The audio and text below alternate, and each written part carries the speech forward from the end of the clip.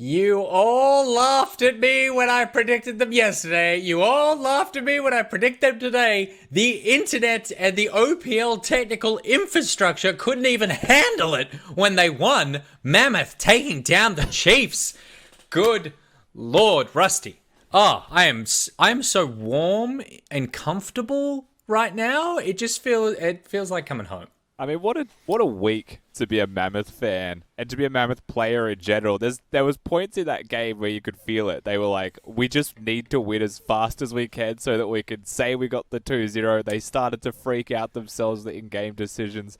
But at the end of the day, right, they were the ones who picked this crazy comp. And I will say that I still think it was a comp gap and that the Chiefs made a lot of mistakes in draft. But that aside, Mammoth still made the execution. They turned the game to their level. They made it chaos, and they took down the Chiefs with it.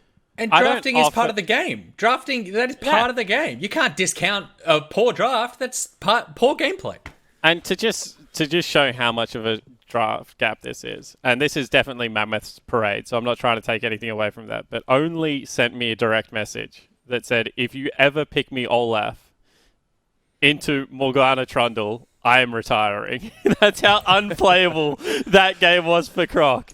Like, that is one of those games where, and I think whilst there was draft gaps, the good thing for me was they still played the comp well, and the Chiefs looked like at some stages that they were going to fight back, but Mammoth were just better than them on the day today. And, I think that that's a similar thing to what happened yesterday. I think they gave themselves an advantage in draft, but the game is never like over in draft, despite what people want to tell you. You still have to be able to play the game out at a standard.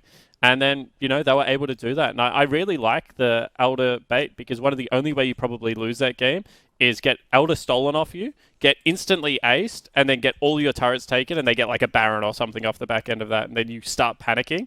But I think that they just, continue to bait it out, continue to set up those fights, get the flanks finally across from both the Morgana and the Wukong. Yeah. And a 5-man ult from Lived. That was huge. Really impressive.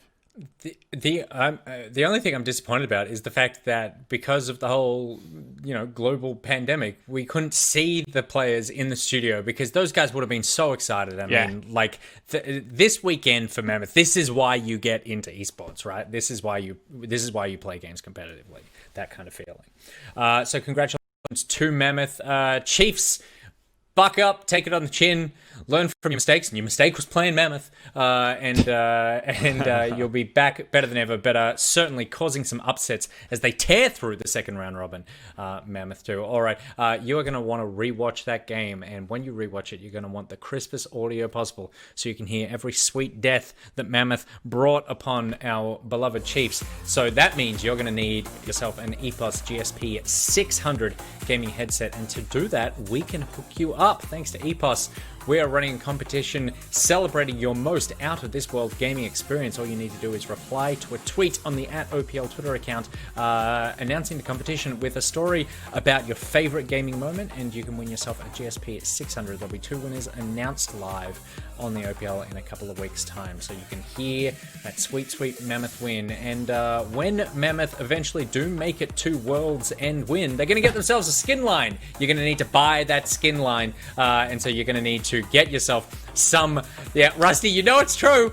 Hey, you laughed at me yesterday, they're but not we just are going, yeah. we all are the way. we are absolutely behind this. So to do that, you're going to need to enter our NeoSurf competition. NeoSurf are giving away $500 to the first prize winner, of the person who films a video joining the opening titles of the OPL broadcast.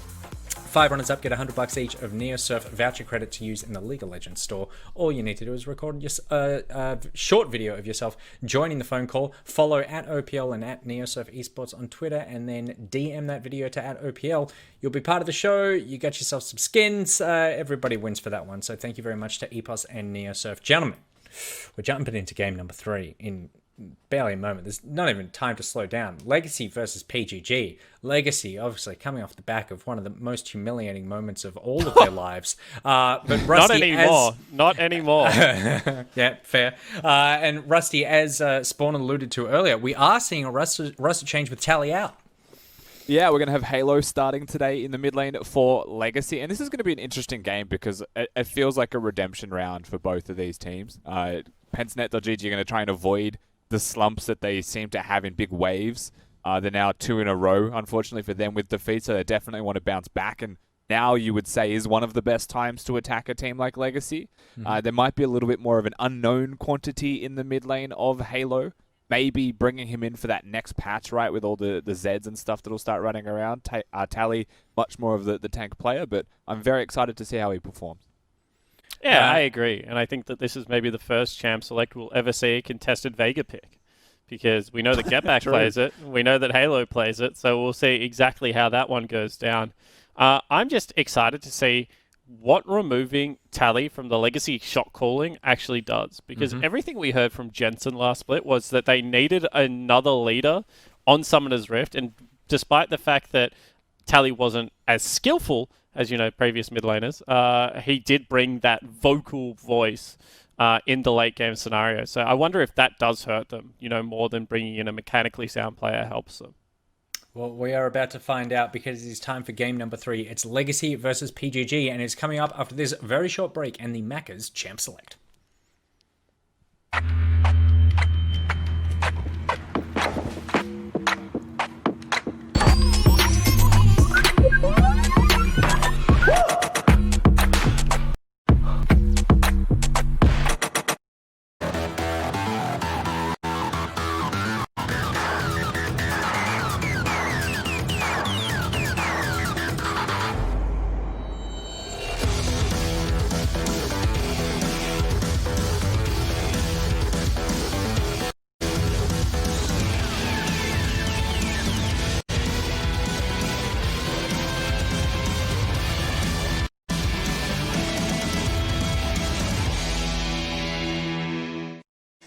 Yes, guys, here we are, game number 3 of the night. Legacy up against Pentanet.gg, a team that have pushed them in the past, a team that have been the dark horse on so many different occasions. Creative drafts, creative understandings, aggressive tendencies, much in fact, or in part really, to Pabu's introduction to the jungle role.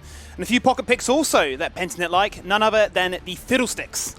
Yeah, there's a couple of crazy options that is possible for a team like Pentanet.gg to bring out to the forefront, though it is worth saying that I can imagine Pabu is very jealous of the experience that Mammoth had last game. Bass just being able to chomp some heads playing that Trundle. Definitely a champion that there is a strong preference towards here, is what you would say for someone like Pabu. So as we get into this Champ Select, Skimmy, definitely keep your eyes peeled for these mid-lane champion pools. They're not being banned just yet, and we want to see how they clash. Yeah, certainly do. I'm really curious to see what Halo brings to the table here, what different roster he has up his sleeve that can add a different mix, I suppose, really into the draft of all things. Legacy going to open up in similar fashion to the Chiefs. They're going to go for a first pick here on Kalista. Very common, as it is for the majority of the times, the most banned away champion from Legacy. So excited to see what they can do here. Pentanet going to respond. They're not going to go for the Ezreal. Nope, they're going to go for the Aphelios and couple that with the Volibear. We're rushing through this draft very quickly on. That's an insta-lock-in from Babip. Trundle, no question, it's happening. I can't ride as fast as they're locking in. We've got a Volibear flex from Pentanet as well, so just keep that in mind. We are going to go for the Azir as the third pick here also. So they've seen the Orianna. They're going to play another mage in mid lane. We don't necessarily have that Orianna combo type of composition just yet. My eyes now will move towards potentially a top-end champion. He has played Malphite already this week. And Isles could play something like a Rakan potentially to work with that.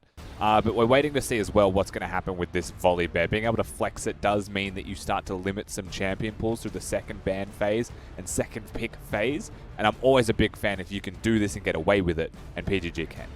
Certainly can, as we now see both those mid laners locked in with the Orianna and going into the Azir. Now the matchups are being questioned as to let's ban away some supports, some key supports that can try and accentuate the power potential that these two offer, as well as some top laners that also add into the mix. GP, a coveted pocket pick here for Tapun that they use on multiple different occasions, as is the Sign that's kind of raised itself as a new annoyance, the Chad, if you will.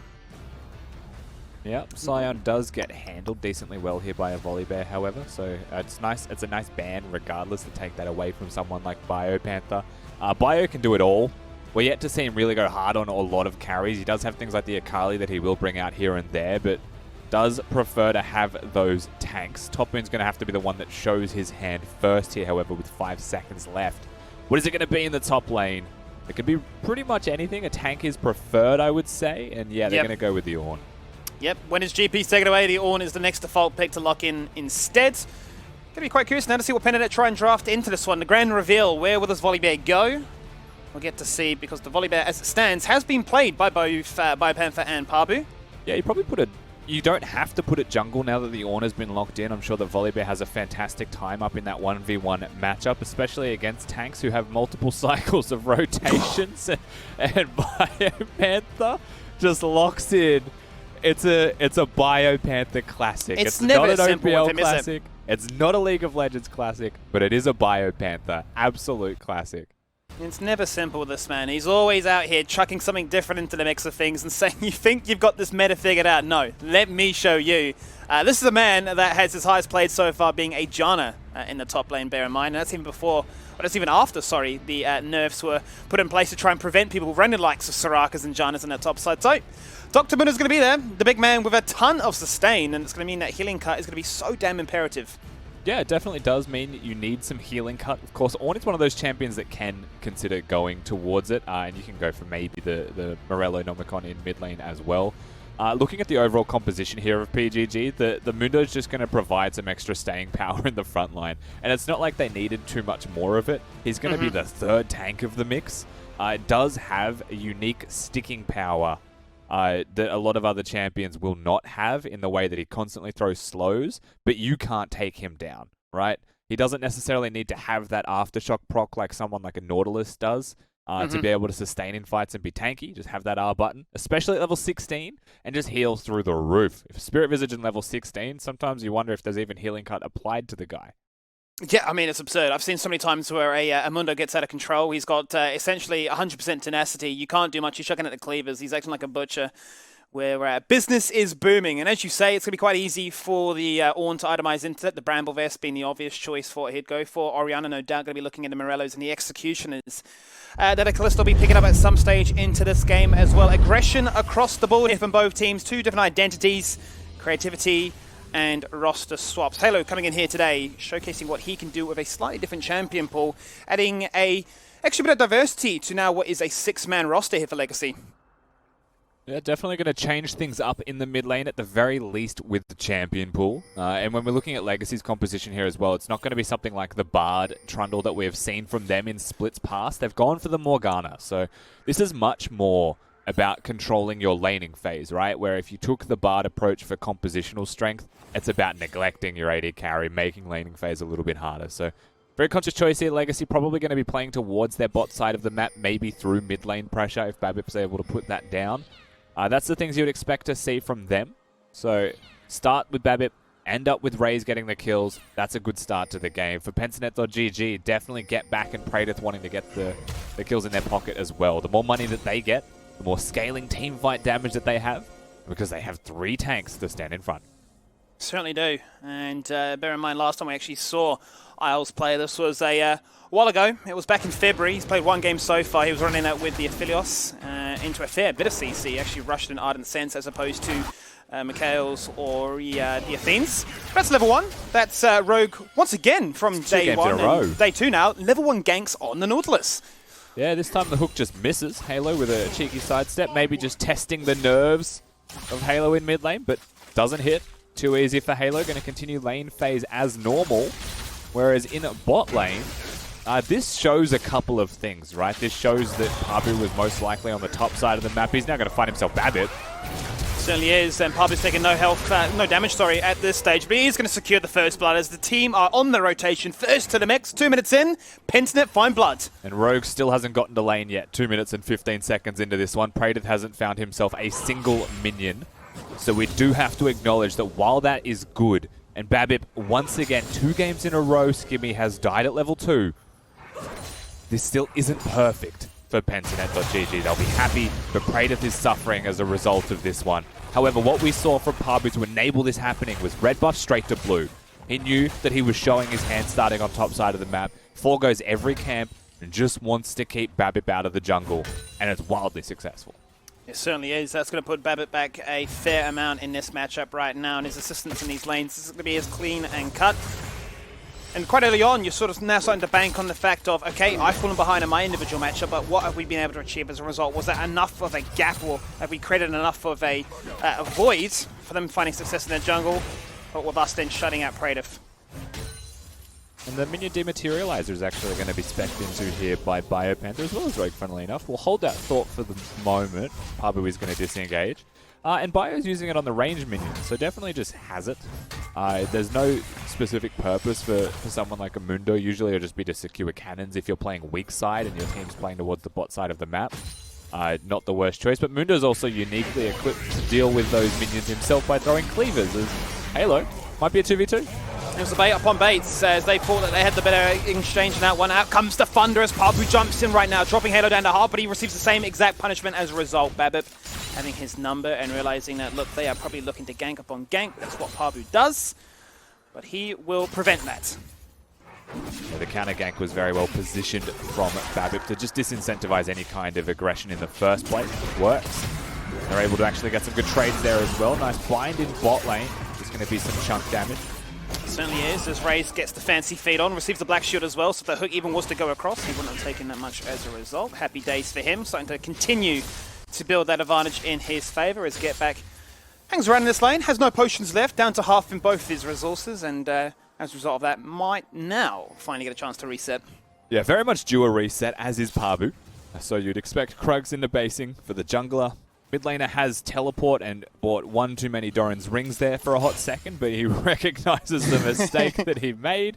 It's going to be an amplifying tome instead with a couple of potions. No control ward from the mid laner of Pentanet.gg just yet, and you can see the vision control from Legacy on the bottom side of mid-river right now. So it's going to be a little bit harder to get around the map and navigate yourself if you were Pabu. Yeah, the only vision he has so far topside, right, is that Scuttle. Now a vision wall placed down there by Biopanther to assist in his own Tri-Brush to prevent the collapse that is getting closer and closer as the solo lanes start to get level 6 in their sights.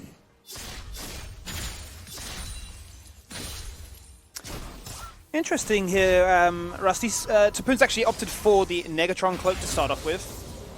Yeah, it's not like Mundo's lacking in any kind of physical damage, which is why I think that eyebrow does get raised, right? But Mundo mostly throwing those cleavers out. I'd have to double check if that is magic, but I believe it is. Let's confirm that one, shall we? Just going to currently go on the Google as we speak. That's how we do it down here in the OPL. We make things happen on the spot as the rogue hook was Yeah, so close to magic. hitting. It was magic damage, so he's banking on that. You'd imagine that is what's being maxed first in this situation. You got me second guessing, Skibby. I wasn't sure. It's like, it's magic damage, right? Right? That's what we do here, mate. We have our fun. Okay, well, Pentanet find themselves at an advantage. They push in that wave. They crash it towards bot side, and Pabu in the area was looking for a gank, but will suffice and go for the first dragon. Ocean Dragon gets picked up here by Pentanet, with Mountain to follow. Yeah, nice little first Drake take there. Of course, being the Ocean, going to be a super valuable, unreasonably large lane in top lane. Wave, rather, in top lane, going to be cleared here by top lane as well. So, we're very happy about that one. That equalizes top lane, actually, while we are looking at that. And an equal lane is a lane where I think both of these champions will be very happy. Mundo gets closer to level 6 and then 11, and then he's just too much to deal with. Ornn gets closer to having his item upgrades, getting those ornaments, and then being able to amplify the strength of his team. And I don't really think there is a strict, like, this team outscales so much better than the other one in this game. I do have a preference to an Aphelios and an Azir. The Kalista, of course, becomes so much harder to execute as time goes on. But knowing that it's Raze playing the champion, and we've seen his late-game Kalista capabilities, I'm hard-pressed to fully commit to that feeling. Yeah, it's a highly contested ADC between the two of them at this stage of the game. But in saying that, we're going to get to see what happens here in the mid lane right now. As Hello's going to be the one that gets jumped upon. Welcome to the OPL. Out goes to Shockwave. 2 members get locked in place, but Pabu will secure that. And we'll give Get Back what he needs to be that late game terror. A nice little scoop to whoop there from Get Back. Easy first kill for him in the mid lane. Of course, that doesn't make it 2-0 for the jungler of PGG. So far, so good for them scaling into this one. And we've seen a couple of big volley bears this week. You know, we haven't seen it very often. A lot of volley bears have been kind of lackluster, but so far, so good. And it does mean they're almost unbearable to deal with, and diving towers becomes very achievable for BGG. Hello indeed. There goes the pillar. And Call of the Forge God actually flashing into it, unfortunately, there from Rogue. He's going to get the hook to disengage away, but members are on the hunt. They've got the Subjugate online, and he is going to bleed. Thanks for the stats. Waves goodbye. And rocks up to the Herald. Yeah, Rogue finds himself definitely in the middle of nowhere. Probably not wanting to be in that position in the first place, but really that was Legacy playing around, just trying to find their opponents. They have the numbers advantage, you know, they save the top laner being there, but we've got a smite battle here for the Herald. Wind on the flank. Halo caught in a bit of a rough spot right now. Ray's going to actually flash into him, get back on the flank as well. Looking to try and keep them as disengaged and separated as possible. These Sand Soldiers, that's going to be Bio flashing forward and just letting them burn on down. You can't do much against this one. Fate's Call goes out, and they use the Blast Cone to great effect to make sure that the bot duo are going to keep their lives intact. The Herald will finally fall on down, and the Fed Volibear continues to bully them out. And Pabu didn't smite that. And Raze didn't rend that. And I'm just not sure, you know? But Pabu ends up getting it. So BGG, they'll get the fight, they'll get the victory there as well, and they'll get the Herald. So thank you, Legacy, for the leash as the takeaway from that one. Basically doing it all without Rogue in the area. And it was also a teleport bot lane from Topoon. So maybe wants to catch a minion wave while his team commits to the Herald, and that's the type of situation where you see Fire Panther come into the fight, and you wish you had your top laner there, but hold that. Running it back once again. Pabu's the one on the mix. Oh no, the shockwave only hits the minion wave, and Pabu continues to get that one. Flexes with the 10 emotes, and now is 3-0-1. The man is a monster. Yeah, once again, it's get back putting in the work. Halo doesn't have the flash, doesn't have a safety net. And then a lane gank in mid lane, one of the rarest ganks that you see coming into mid lane as well, is something that just catches him off guard. And easy frags there. Nice work from PGG. You know what I've noticed here, Rusty? That we're actually getting no angry beer modes today. I think Get Back's turned a new leaf. Maybe he's zoned in. He's so zoned in, he's not subconsciously pressing those buttons. He's just looking to be clean with his execution on the Azir. You know what it is? He hasn't died yet. We haven't got the subconscious angry bee. I'm angry because I'm dying. He is. He's been locked at this base, or locked at this turret, I should say. He's done a fantastic job of CSing underneath it. Bot lane almost entirely nullified. Compliments of the Morgana. See that the shield was late, but it doesn't matter. Here they go. Soul Focus is raised. They're going to try and lock him in place. There's no Graviton, but they've got a ton of damage so they can try and find that key target. They're going to go on towards Babu, who's got a Subjugate online right now. He's going to be forced to flash away and let his resistances tick on Alf to keep himself protected. A lot of action. A lot of summoners having to be burnt there to protect themselves, and no engage in the end. Both flashes, both ignites. And yeah, everyone survives. Yeah, pretty much every summoner spell that was possible was used except for the flash of Isle. At the end of the day, though, PGG still have the health advantage. Praedyth a little bit too healthy. So they're going to go over towards the Mountain Drake. It'll be the second of the game if it isn't contested, and there's no way it can be. The gap in mid lane in terms of strength right now is starting to rise a little bit too quickly for the likings of a team like Legacy. And it's an Infernal Rift with an early 2 Drakes here for PGG. They'll be so happy with that one. That's the best feeling, right? Mundo with an Infernal Soul is the most annoying champion in the world. That's what I mean. You know, you're looking at a very strong early game, and then you get basically a promotion by getting that Infernal Dragon. Extra damage, as you say, a Sunfire Cape upon Sunfire Capes that just allow you to look at that damage stat at the end of the game and say, I carried. Top lane diff. I like the aggression that we're getting out of PGG here as well, the confidence. I feel like when we watch them lose games, even when we see them get slightly ahead in mid-game, they tend to slow down so much that it gives space for their opponents to come back in. And I really like the refreshing feeling of seeing them being constantly proactive. And once again, looking at bot lane, making the first move themselves. They certainly are, and this is, as you say, a great asset for them to continue this aggression because they're picking up dragons on cooldown. We might be looking at a potential soul around the 22-minute mark. That's a Hexflex channel, looking to try and find out Raze, who will see us underneath that turret. Binding will connect at max range. They are definitely targeting the bot lane where they find the majority of their success so far. You don't want to do that X Flash if Morgana still has the binding, but I thought he was going to do it, man. That was the one. It was cheeky. He's not going to. Also, puts a swiftness for the Nautilus in this game. Halo. He's just run it back 3 times the charm right now. There's all this time rocking up to provide himself some form of protection. You're going to flash on top of Get Back said. He's going to flash away from it, receives the ignite, and says, I don't want to be around here much longer. As Halo is getting bullied so far. Oh, don't die to the minions with the cannon. Please, please, please. Oh, no. End the stream, end the stream. End it. Turn it off, turn it off, turn it off, turn it off. It's his first game in the ocean. No, please, please. Nobody's seen that. Nobody's seen that. Don't clip it. Don't clip it. We don't need that. We go next. We go next. Raze, turret plates have fallen on down in 30 seconds. And well, he's done a fantastic job, obviously, here for Legacy, up by so much CS. A lot of that coming down to the level 1 engage. And well, Pabu is going to continue to find fights. He's going to go up top side. Doesn't have the ultimate, but that's not going to deter him. He is chunking Tapoon. As that goes the damage, the turret, it juggles around the aggro. And Praetus says, thanks for the money. Okay, so once again, making the first step to top lane. We'll look at mid for a second though, Skibby. We are indeed. Get Back is going to fall on down eventually. The Ren stack's too far high as Babbitt picks that one up for himself. Now sitting at 2 and 1. Will continue to use that gold to good effect to make himself an absolute meaty warrior, despite going for the Cinder Hulk. Yeah, so they get something back, right? They're going to trade the bot lane out of turret for that kill. They're going to maybe get some damage on mid lane. There's no plates, however, so they're not going to get any bonus gold for that one. And the kill once again goes over to Babbitt. And like you mentioned, right, he's going to be a tanky boy. But is he going to have the damage backing him up? You know, you definitely wish that that kill, if possible, that gold went over to someone like Raze. You need the teamfight monster in this game as fast as you possibly can. You've got a 0-4 mid laner. And let's not beat around the bush. His teamfight damage is just going to be so much lower than the likes of an Azir in this game if it continues on this path. You need that Kalista to help at least bridge the item gap towards a point where you'll be much more relevant. So. Yeah, you certainly do. Hey, you're looking at that mid lane scaling champion to be an absolute monster at this stage. Get Back's had a good time.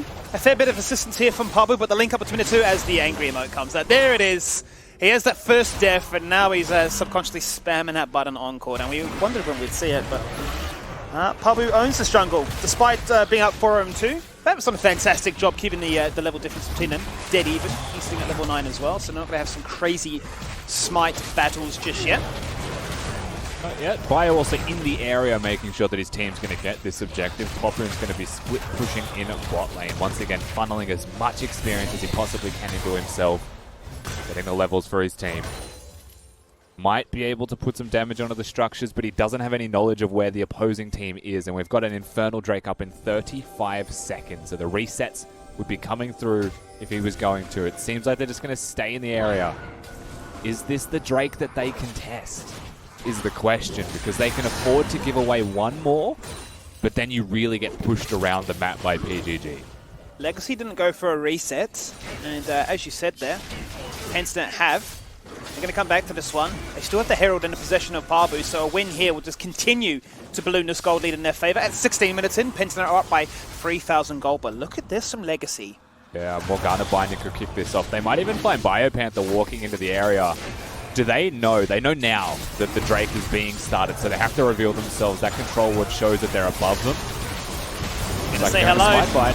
Out goes the Binding. The Dragon is very low. It's not going to get stolen away here today. Mundo on the flank. It's going to be a pincer maneuver if they can find it right now. The Dream Weapon set up for an Ifrios as he targets Twan. He goes onto the Poon. Shockwave blocks in place Mundo, but no healing cut, and he can just run you down. Stock prices are up.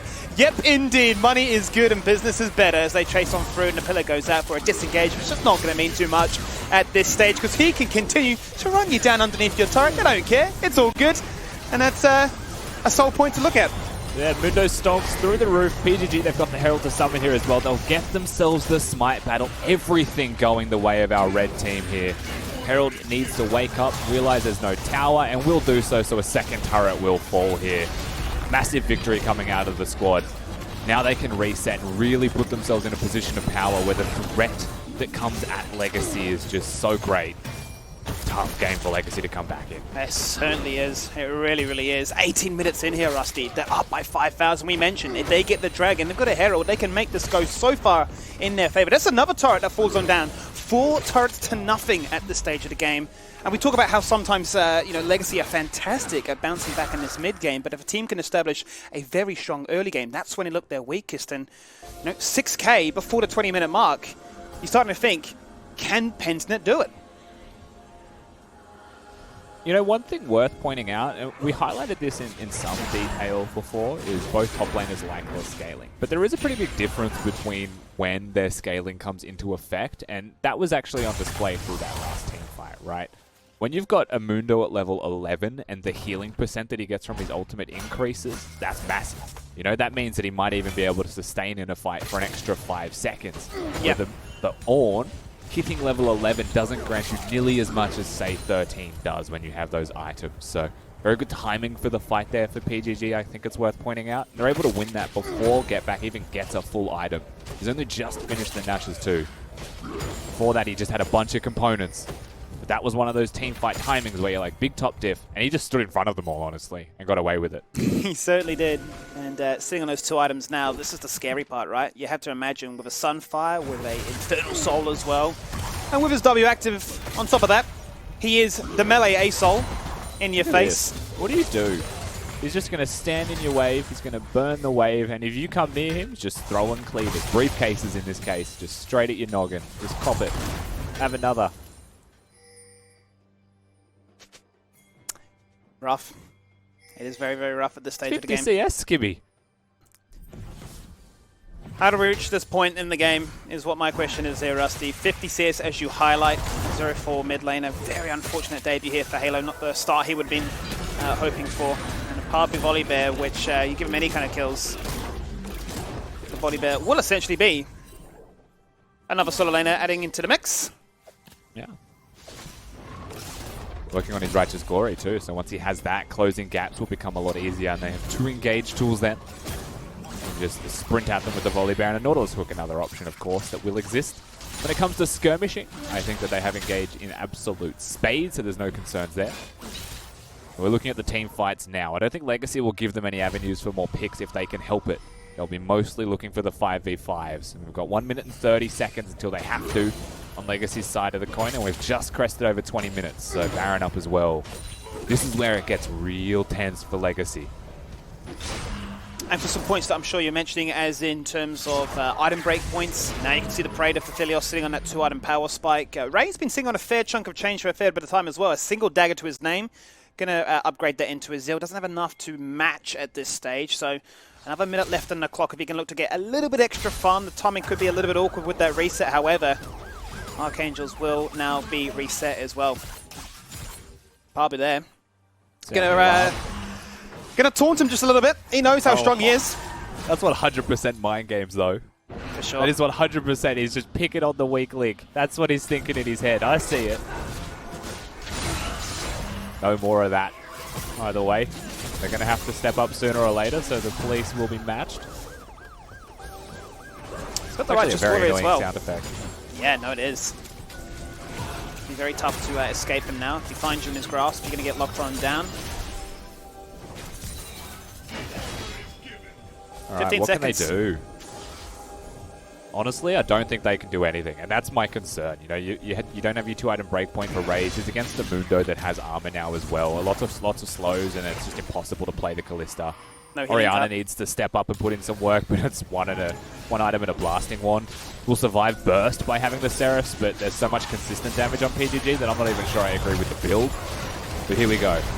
To exhaust, but no ignite. Would have enough damage and would have enough control to try and take out a carry. Once again, the Shockwave goes out, a one-man ultimate. That's going to damage the lead. Oh my gosh. Get Back is smurfing. The Emperor's Divide does just that. Shutdowns galore, left, right, and center. There's a knock-up from Babip, and they're now trying to bank around the success that these bruisers can get down and dirty. Sapoon will fall down eventually. So Cleaver smacks his head and gives him a bit of a headache, but that is all she wrote here. That is going to be the sole point going across to Pentanet.gg. Yeah, see if they can contest this one. Habu and Babip are here. Babip no flash, but he does have the smite. And it looks like Bai is just going to try and play Goldie and keep him away, and it will be successful here. Habu's just going to solo out that Drake. Infernal Soul is the last thing that they want to be giving over to their opponents. But what choice do they have? 23 minutes in, they have hit the climax of power potential. They are incredibly strong at this stage of the game, the top side of their draft, having everything they need to be an absolute monster, a behemoth in their own damn right. Very hard to shut them down. And once again, the link up between the Volley and Mundo to come at left and right and sort of collapse on a focal point and say, look, you can dash, you can jump. But you can't do too much when you're locked in place, and get back proving that if you invest in him, if you show him those resources, he'll reward you with some fantastic ultimates. And you know what? What was the one thing that we said was pretty important after the Mundo was locked in, Skimmy? It was healing cut.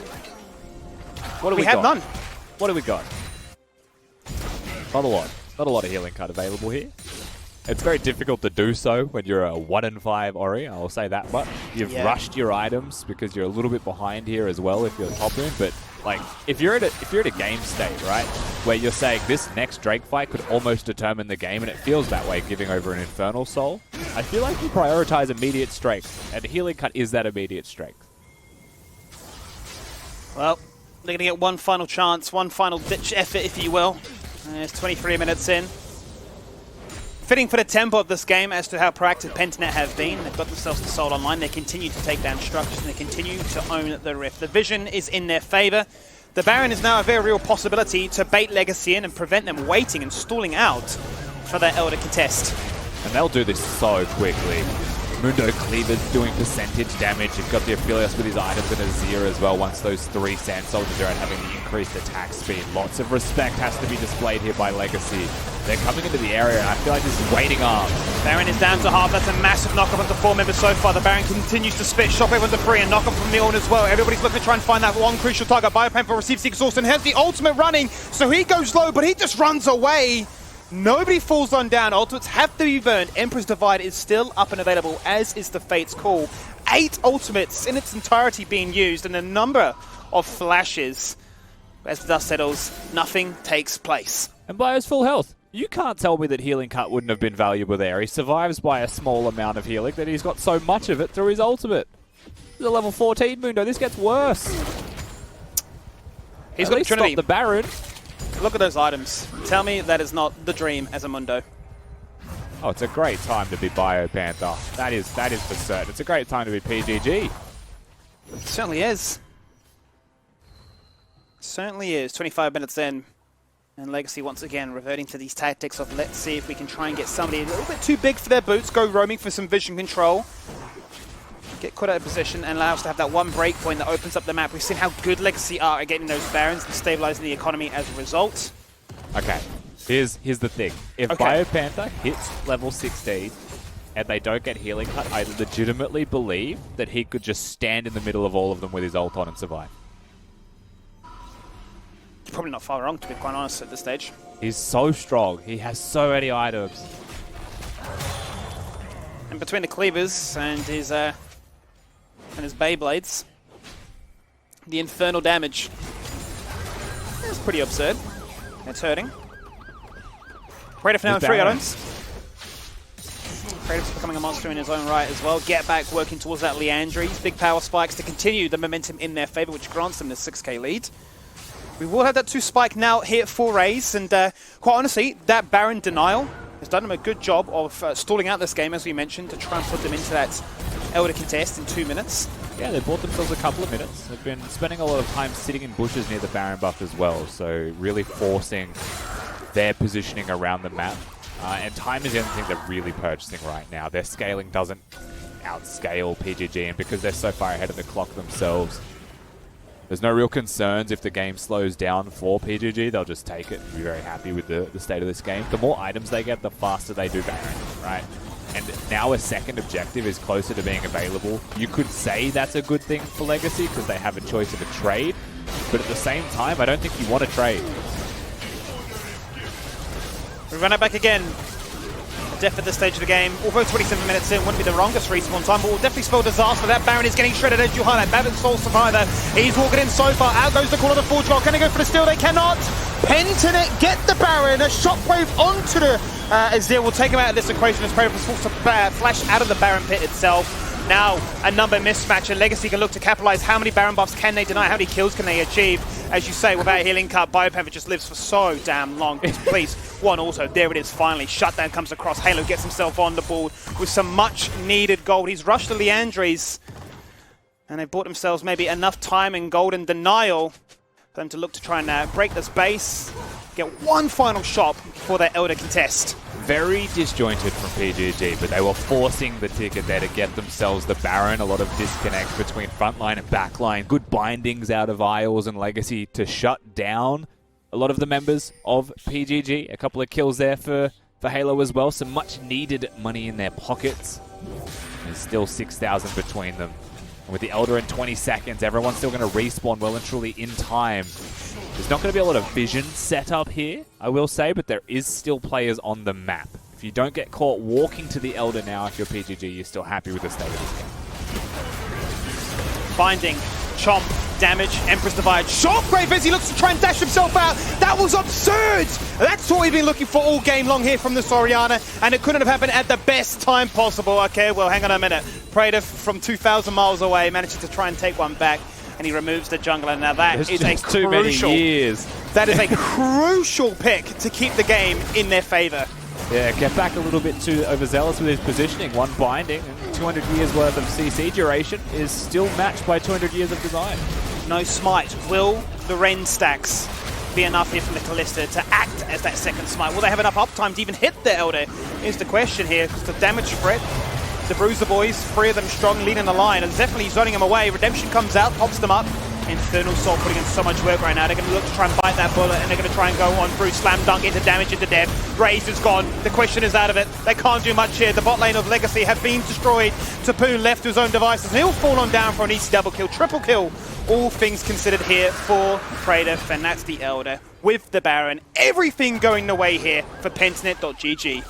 Yeah, Biopanther level 16 just means they're a little bit too strong as a frontline. Praetor being as fed as he is as well now, just too hard to deal with and too many people to get through to even get to him. They do this without get back. And that's another carry that wasn't even available in that fight. PGG may just have enough tempo here to end the game in a single push. That they may indeed. Respawn timers are up in 10 seconds right now. There might be one final fight between Elder and Baron, but it's going to be a very tall order, and especially if Baron runs in like that 1v5, he'll fall on down, as will the first Nexus turret now working into a second pub. We're going to take a ton of damage, but will tonight the last stretch of the imagination. They have an exposed Nexus 30 minutes in. Pentanet have been searching, they've pushed them before, but this time they'll be rewarded with the game itself. They're going to find the victory. The debut performance here coming out of Halo will not be a victorious one, and Pentanet will keep their dreams alive for a top 4 finish. And I can't help but wonder if the team of PGG was like, you can have your little fight and fountain there, we'll let you die first, Praetor, before we end the game, but he just kept taking them down. What a good game out of Pentanet.gg, right? They got the early momentum, they started getting some ganks off, they pick on Halo. They do make Halo's life really difficult, and they scale themselves up in this game through mid lane, and then good team fighting after, which is definitely a strength that PGG have. Certainly is, and I touched on it just at the end there. A month prior, this was Pentanet that had so much strength. They controlled all the early game, all the objectives, all the tempo, but then that crazy motion, that discipline, that mental edge that Legacy have proven and shown on multiple occasions to get that Baron to stabilize and close out the game in fashions that we talk about burger flipping. You never know. Today, not going to be the case. It is Pentanet that get the win, and a much needed one to keep the mess, the super spawn, we'll call it, up and alive. We're going to jump to a quick break, and when we return, it's the final game of the night. It is Order up against Avant. Can they get a perfect 2-0 back-to-back weeks, or will Avant just be crazy enough to upset the balance?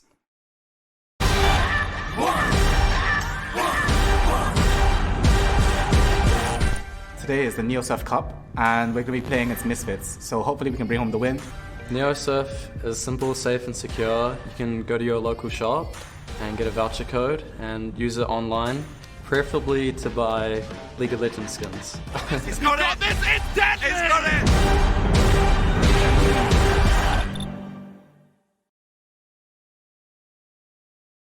If you're craving the taste of your favourites, head to Macca's for a fast, safe and contactless drive-through experience. For your Macca's run, contact free, we'll be here.